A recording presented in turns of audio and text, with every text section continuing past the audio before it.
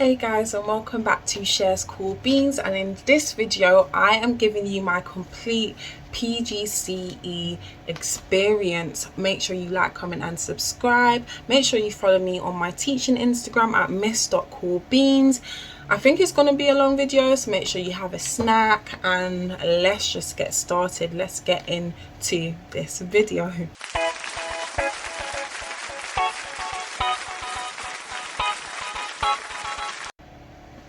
Okay, so I've kind of split this video into chapters, looking back at, like, I looked at some other PGCE experience videos so I could see how they kind of broke it down. So for this first part of the video, I'm going to be talking about the course structure. Now, I did a SCITT course, which means school-centered initial teacher training, so I'm not sure how similar it is to an actual PGCE. However, when I've talking to friends and other people on Instagram who have done a PGCE, it's sort of the same. Maybe on a PGCE you'd have a few more weeks of like lectures and behavior management training, but all in all it's kind of the same. So I hope this video helps you out.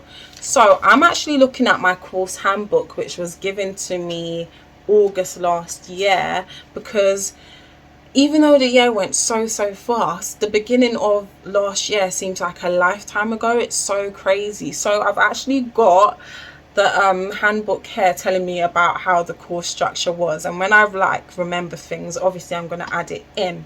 So the first 2 weeks of the course started with an induction program, and I remember during those few weeks we were at the training center for 2 days. That was a Thursday and Friday, and that gave us an opportunity to, of course, meet the other trainees, talk about which year groups we were in, and why we actually wanted to teach. We were also given sort of like the room to ask questions and like address concerns and things like that, such as like, should my PGCE folder be online or like a hard copy in a folder? The answer was you can do whatever you want. You can have it both online and in a folder. That's what I did. Or you can just have it either or. So it was sort of like finding out questions like that. We also had a couple of weeks focused on behavior management. Those were really good, because it kind of gave you an idea sort of like what reward systems you should use, obviously in compliance with the actual behavior systems policies, that are at your school, but those are really helpful. So during those first 2 weeks on the course, we had to make sure we had like a class list of all the children and all their, like, if they had special needs, and also a timetable of the lessons that would be taught, just so we could get into that routine of the day, because if you don't know what you're doing, how are the children supposed to know what they're doing? So that was really useful. And we also had to make sure we had things like the school's phone number, email address, and just like know where things are, like resources, how to print using the school printer, things like that.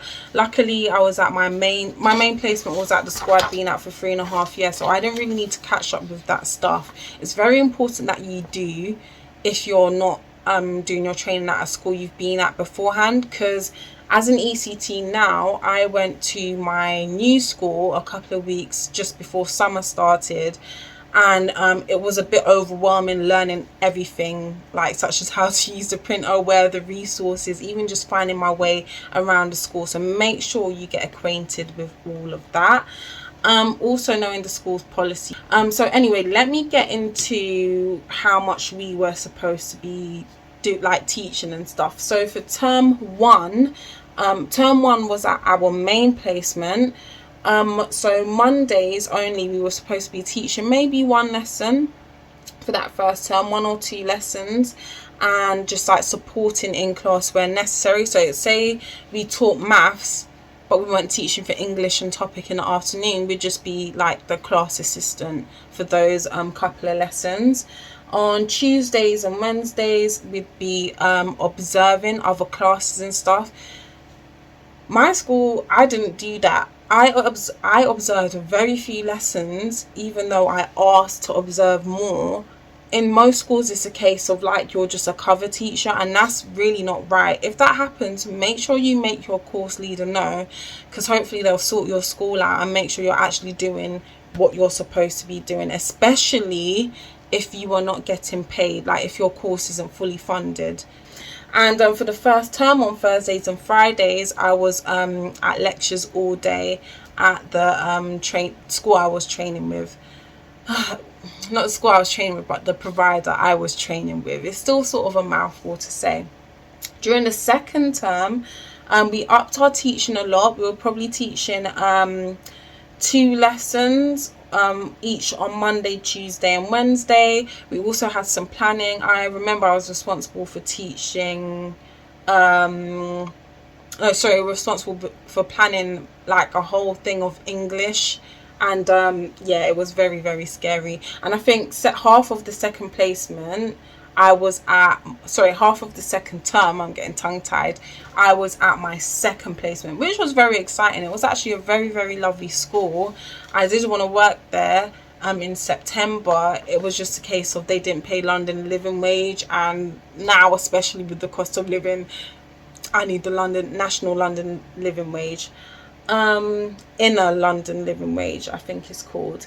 And then on Thursdays we had lectures, and then on Fridays we had a study day. Now that's a lie. That's not what happened. I'm reading it here. That's not what happened. I remember we still had 1 day of lectures, but then I think we were still in school like Monday to Thursday, or we'd have to come back on a Friday. There will be the occasional week where they gave us Thursday or Friday off if an assignment was coming up. But yeah, it was much more hands-on and much more to plan. But you don't trust me, you will definitely get into the flow with it. I used to spend 2 hours planning 1 lesson in the first term. By the time it got to after the second term, or like, coming up for Easter, I was literally planning lessons in under an hour. Like during my PPA, I could probably get maybe 3 to 4 lessons done. So don't worry, you will definitely pick up the pace when you're planning and stuff, because listen, if I could do it, you can too, don't you worry. And term 3, which was summer term, basically teaching the whole time.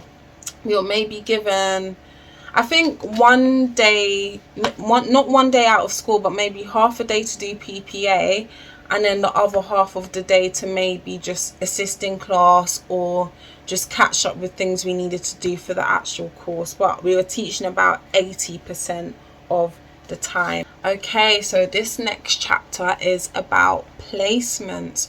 So I basically had 2 placements. My main placement was from September to up until February half term. Second placement was from February half term to Easter, and then from Easter to summer I was back at my first main placement. So my main placement, of course, as I said before, was the school I'd been at for quite some time. I don't want to say I got bored of the school, but I just knew I was ready to go. And I can't really say much, but I just feel like sometimes being comfortable isn't the best. Schools aren't always great, but you may just be comfortable going there because you know the ins and outs. However, it was the best experience. Like I would change a couple of things. I wouldn't change much though. I had an amazing class. So I was teaching year 3 for my main placement. I did know some of the kids beforehand from when they were in year 1. And we honestly got on like a massive family. Like they used to say that me and my partner teacher was like their parents. It was a very tight-knit year group. It was amazing, and their parents were absolutely lovely. Like I said, because I'd been there before, I did know sort of the structure in how to plan lessons, and we did have planning meetings and things like that, which I would say helped quite a lot, because I don't think I'm one of those people who could plan from scratch completely. Like I just don't have ideas like that. But my partner teacher, he was absolutely amazing. We're like best friends now. It's so crazy, but he was amazing, really really supportive, and he carried out most of my observations. um yeah, and he always used to give me good feedback. I think actually I'm going to get onto observation, so I'm not going to go too much into it right now. It would be a case of like, for maybe half a term we'd plan English, and then the following term we'd plan maths. I absolutely hated planning English, I'm not going to lie. It was just so long. There were the easy lessons such as grammar and stuff, but when you have to plan like long writing lessons and creative writing, I did enjoy teaching it, but planning it was just another story. I didn't enjoy it too much. My mentor wasn't my class teacher. She was actually the assistant head, so I didn't really see much of her. It did get into a situation where I did have to cover a lot, especially at the beginning of the year and towards the end, which was quite shocking for me. I was a bit sad to be covering a lot during the end of the year, like in other classes, because I knew I was leaving. I did want to be with my year 3 class, but like I said, some schools just see you as a sort of extra worker. They don't really take into account that you're a trainee. So I definitely say, don't give schools the idea that you can take on everything, because even though you may be able to, it's really not fair for them to overwork you, especially if you're not getting paid a salary. Like one of my colleagues said that schools directors basically slaves direct, like we're not getting paid any money. So yeah, just take it easy. My second placement was absolutely lovely. It was like a whole new world, and I'm so grateful that I saw what it's like to be in another school setting, just because you may think when you get to that first placement, you may think this is how all primary schools work, and that is not the case at all. Different primary schools have their own things going on, and I'm so glad I went to that second placement to have another insight into how primary schools should be run. And I really really enjoyed it there actually.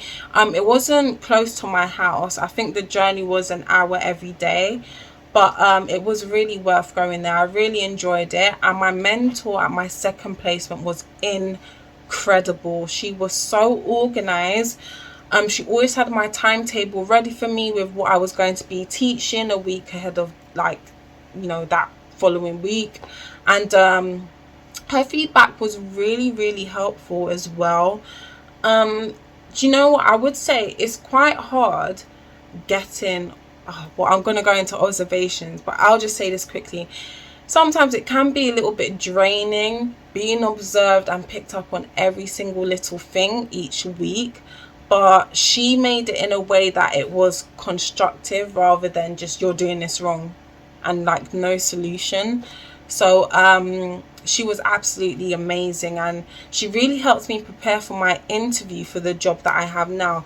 Like, just hats off to her. She was wicked. Like, oh gosh, like I just she was amazing. I don't think I would have done as well without her, because just in that tiny 6 weeks I was at that second placement, I felt like I learned so much from her, just to be how to be more organized and well equipped. And even when like some of my maths lessons on shapes went so wrong in my mind that I was almost on the verge of tears, like, she was really really great to me. She was like, don't worry, like, we'll have a second day, or we'll like do some of this during story time. She was really really flexible with making sure that like the school life fit around my time rather than like me fitting around school life. So she was great. I really enjoyed my second placement. Third term, wow, I didn't expect to be ready for third term. Third term. I didn't expect to be ready because it was just a kick up the bum, I'm not gonna lie. Just teaching 80% of the time. So I was teaching Monday to Thursday, every single lesson, setting up the classroom, making sure like I took the children down at the end of the day. I really thought I wasn't going to be ready for it, but you really do build up that teacher stamina. And I wouldn't even say, like, obviously I was tired at the end of each day, but I wasn't so drained that I felt like I was getting burnt out, because I felt like I was just so ready to do it, and things came like that. Things that were taking me like half an hour to an hour to do, such as like typing up a photo record, was taking me literally 5 minutes to do during the children reading in the lesson. I was just so shocked with myself, and it was so nice to see my own progress. I remember one day I was typing up a photo record for like a creative writing lesson that we'd had, and I told the children to read for 10 minutes, and I was thinking, oh, let me just quickly upload these pictures and type out what they did. And in my head I was thinking, wow, like I remember when I done one of my first photo records, and it literally took me 45 minutes to do because I was thinking that so much on what to write. So it's really incredible how your teaching stamina picks up, and also your confidence in your teacher presence. Like by the end of that year, I was thrown into cover a lot, but I felt like, even though I was annoyed, I felt like, it's fine. I'm not going to be intimidated by the older year group's behavior and things like that. And I was always like commended on my behavior management, because I'm not a shouter. I don't shout, but I'm still very, very firm with the class, and they just listen like that. But at the same time, I know when to have fun with children. I'm a big kid myself, so I'm not one of those teachers who say, oh, no laughing, stop being silly. If something's funny, I'm going to laugh too, but I'm going to make the children know when it's time to stop and when things do start to get silly. So, yeah, I forgot what we were talking about. Okay, so this chapter is about the end of the course. So when I say the end of the course, I mean what things I needed to do to actually complete the SCITT course as well as the PGCE. So in order to complete the PGCE, that's sort of the lecture side and all the training lectures you have, I needed to complete 3 assignments. The first assignment was about being a reflective practitioner, and I had to include things about my observations. I got a level 7 in that. The second assignment was about, you had to sort of create your own mini intervention to help a child with a special need, or it could have been the whole class. And I got a level 7 in that. That was actually a presentation. Thank God we did it over Zoom, because I'm not a great talker in front of like grown adults, but I'm really happy to have got a level 7 in that too. And the final assignment was, all of the trainees hated the third assignment. I can't even remember what it was about. It was something about assessment. That's what it was about. And like, you had to use a form of assessment to assess the children on God knows what. Somehow I scraped to level 7. I don't know how. The thing I liked with this PGCE course is that I wasn't given a percentage like 70% you've got a first. It was just pass at level 7, pass at level 6, or you had to redo like the assignment. However, we did need 2 level 7s and 1 level 6 to be eligible for the PGCE. So I'm really grateful that I got level 7 for all of them. I do feel like doing a master's a few years back helps me with that, like just writing at an academic level. But the 3 assignments, I wouldn't say they were terribly hard. I'd say the time that they were due was incredibly hard, because for some reason the workload at school always went up when an assignment was due.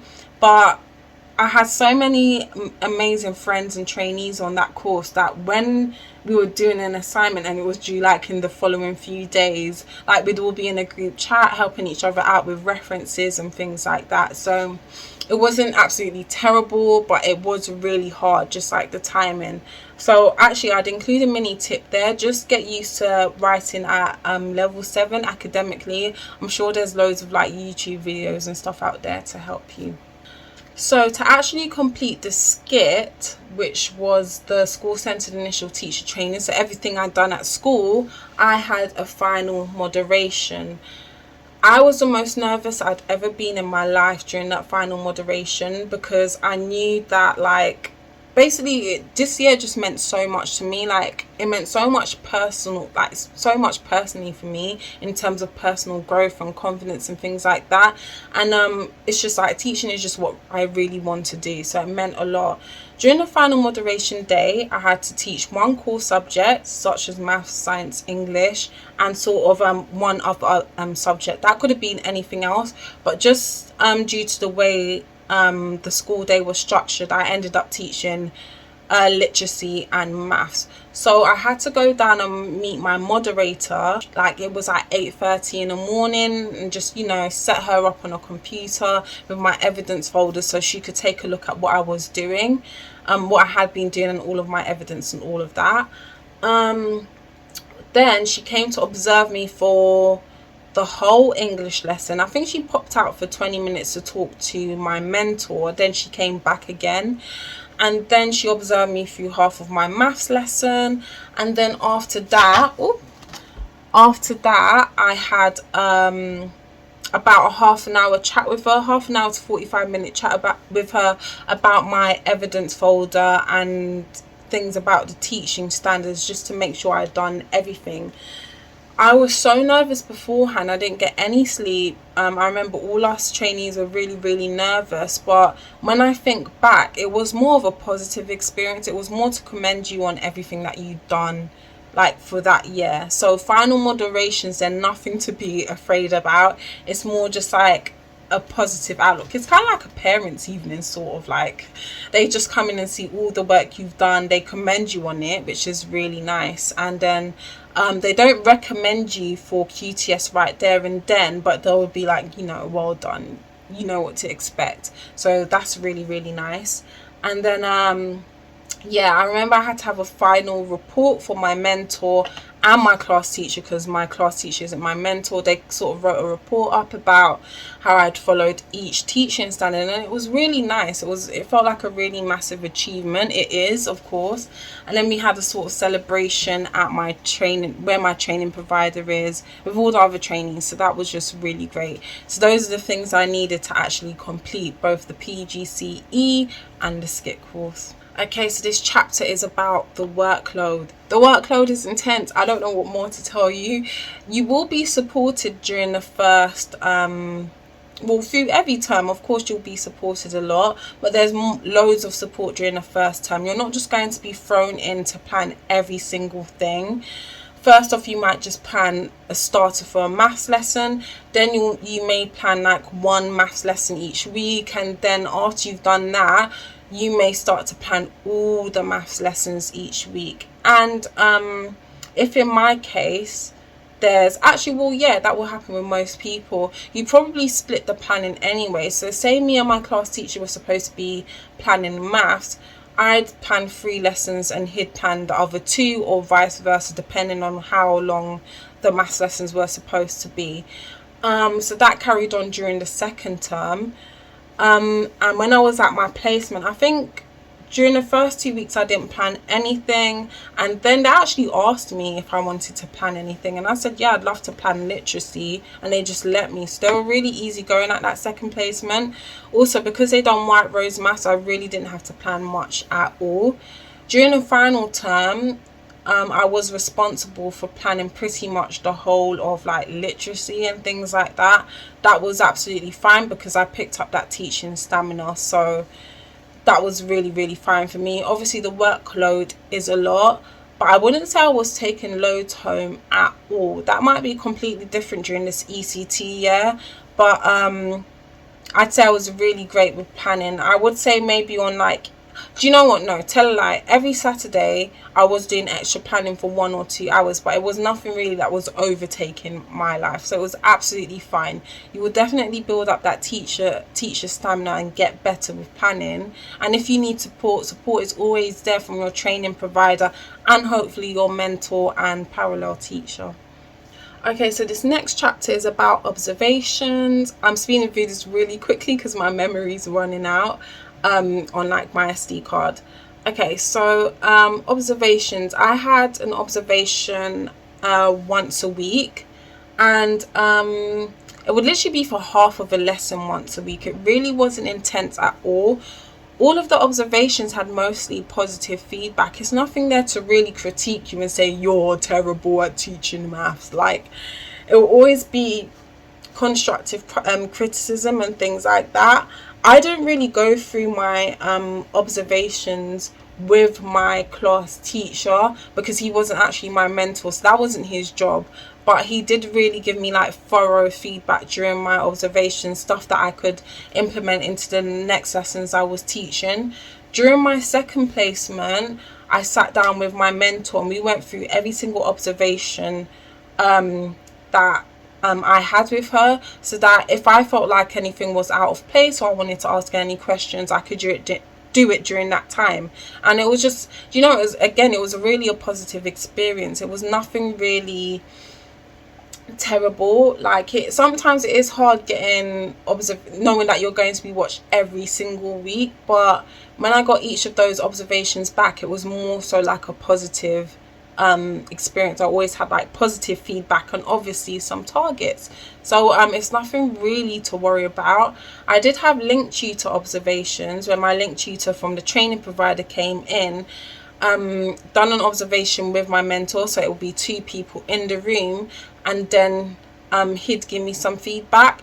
But that time was also to ask me if everything was okay, which was really nice. So he was kind of keeping an eye on how things were going at school, because on a SCITT course, obviously you're at school most of the time, not in training, so they were kind of just making sure that everything was okay. So that was really cool.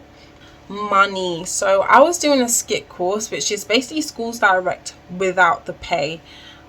It was hard, I'm not going to lie. I only got a loan of like 7.5 grand, so I had to use loads of my savings, and I did have to work during the year. So I'd say just make sure you're financially prepared, especially if you're living away from home.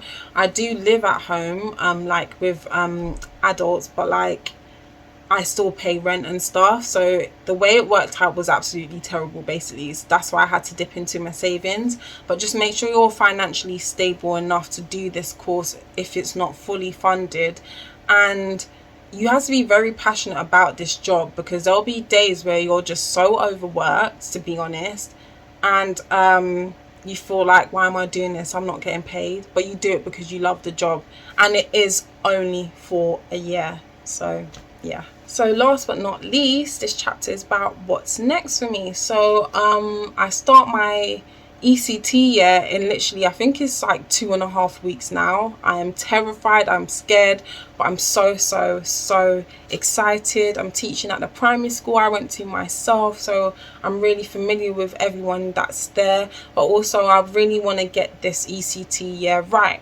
That being said, ECT stands for Early Career Teacher. I'm new to the job, so I know I am going to make mistakes, but hopefully I'll get the support I need, and I'm just going to try my best. I'm really excited. I can't believe that like I've completed my PGCE. Yeah, I remember how I was feeling this time last year, but I promise you it will be the most fulfilling year, not of your life, because I don't know your life, but I'm just saying it will be one of the most fulfilling years of your life, especially if this is what you really want to do. So enjoy it while you can. It's gonna go super duper quickly. Would I redo my PGCE year all over again? I actually would, to be honest. There was more amazing parts than bad parts during that year, so I definitely would.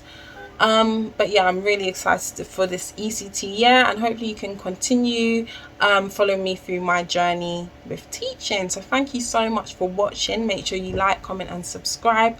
Follow me on my teaching Instagram at miss.coolbeans, and I'll speak to you soon. Bye.